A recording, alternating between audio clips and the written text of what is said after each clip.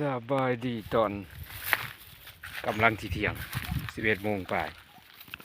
มาสวนมันมาสวนมันกดมัน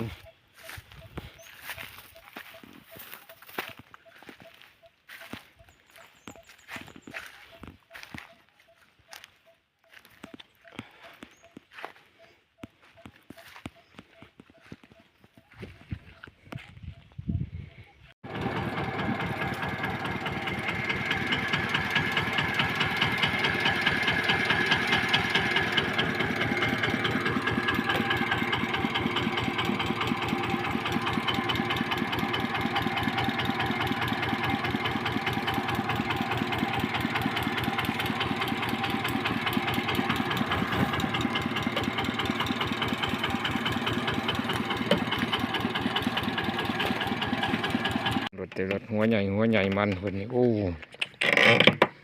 อื้อตัวนี้เป็นสวนของ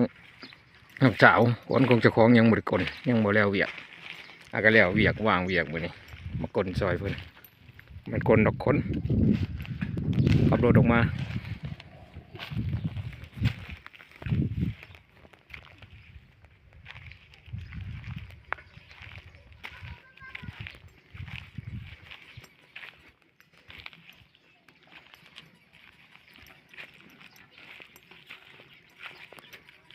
สวนครัวเพิ่นพริกเขือทั่วแตงไต